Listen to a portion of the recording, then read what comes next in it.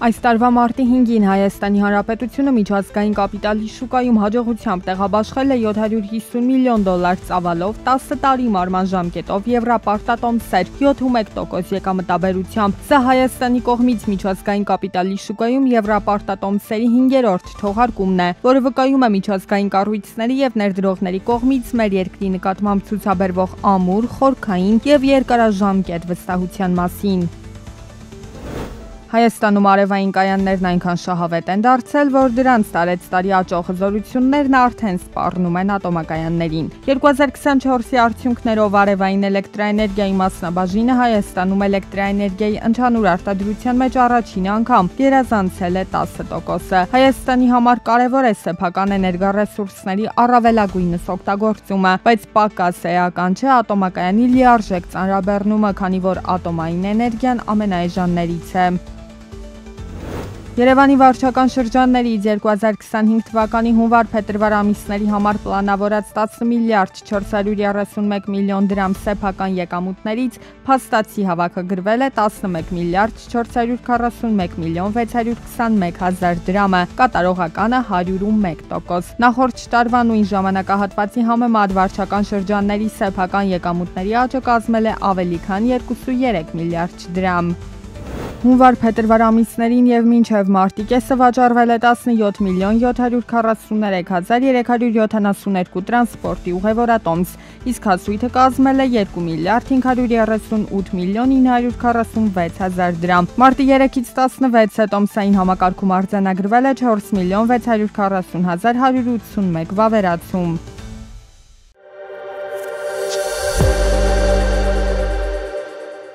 Մարտի 17-ից Եվրամիությունը 11 ռուսական բանկերի եւ 2 վարկային կազմակերպությունների անջատել է միջազգային ֆինանսական SWIFT համակարգից։ Որոշումն ընդունվել է պատժամիջոցների նոր 16-րդ փաթեթի շրջանակում։ Բանկերը SWIFT համակարգն օգտագործում են միջազգային հաշվարկներ կատարելիս, ուստի այդ համակարգից անջատումը կարող է բարդացնել անդրսահմանային փոխանցումները։ Արդեն երրորդ տարին անընդմեջ աշխարհի տարբեր երկրների կենտրոնական բանկերն իրենց պահուստների համար գնում են ավելի քան 1000 տոննա ոսկի։ Ոսկու գնման առաջատար են շարունակում մնալ զարգացող շուկաների կենտրոնական բանկերը, ընդ որում առաջին եռյակում են Ուզբեկստանը, Չինաստանը եւ Ղազախստանը։ Լեհաստանը եւ Հնդկաստանը նույնպես շարունակում են ոսկու պաշարներ կուտակել։ Ոսկու պաշարներով աշխարհում առաջատարը Միացյալ Նահանգներն է։ Ճապոնիայում խոշոր ընկերությունները կբարձրացնեն աշխատավարձերը։ Դրանք կբարձրանան միջինը 5.46%-ով, ինչը ամենաշատն է 1991 թվականից ի վեր։ Նախորդ տարի աշխատավարձերն աճել էին միջինը 5.1%-ով։ Ըստ ՄԱԿ-ի Պարենի եւ գյուղատնտեսության կազմակերպության նախնական կանխատեսումների 2025-ին սորենի համաշխարհային արտադրությունը կաճի մինչեւ 796 միլիոն տոննայով, ինչը գրեթե 1%-ով գերազանցում է նախորդ տարվա ցուցանիշը։ Ակնկալվում է, որ աճի հիմնական գործոնը կլինի Եվրամիության երկրներում բերքի ավելացումը։ Եվրամիությունում սպասվում է մշակվող տարածքների ընդլայնում, հիմնականում Ֆրանսիայում եւ Գերմանիայում։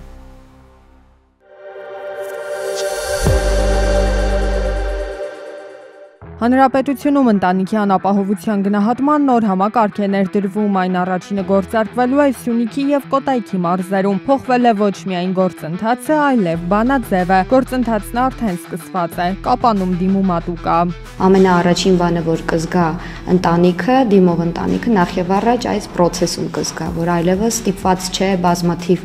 թղթեր բերել, իր տվյալները, որոնք հասանելի են տարբեր պետական շտեմարաններով, դրանք արդեն իսկ ստացվում են ինքնաշխատ եղանակով թվային համակարգի միջոցով։ Այս պարագայում քաղաքացին միասնական սոցիալական ծառայության գրասենյակ այցելելու անհրաժեշտություն ունենում է միայն գործընթացի վերջում, ընտանիքի բոլոր անդամները պետք է իրենց ստորագրությամբ թերթիկ ներկայացնեն։ Սա խիստ նույնականացման կարևոր հարցն է լուծում։ Մեկ համակարգի մեջ են ներառված 29 տարբեր շտեմարաններ, ոչինչ թաքցնել հնարավոր չէ։ Այս հարթակի առավելությունը կայանում է նրանում, որ նախկինում տվյալների հավաքագրումից հետո միայն հնարավոր էր փաստացի ստուգել տեղեկատվությունը քաղաքացիների մասին, որը 1 ամիս էր տևում։ Տվյալ դեպքում մենք ունենք երկփուլ տվյալների ստուգման հնարավորություն եւ այս ընթացքում ուղիղ շտեմարաններից տվյալների ստուգումը իրականացվում է, այսինքն քաղաքացին արդեն միանգամից հասկանում է ինքը հաջորդ փուլ կանցնի թե ոչ եւ կստանա արդյոք թե ոչ։ Նոր համակարգով կլուծվի հասցեականության խնդիրը, աջակցությունից կօգտվեն միայն այն ընտանիքները, ովքեր իսկապես ունեն դրա կարիքը։ Տարածքային կենտրոնի աշխատակիցներն էլ հնարավորություն կստանան կատարելու իրենց բուն գործառույթը։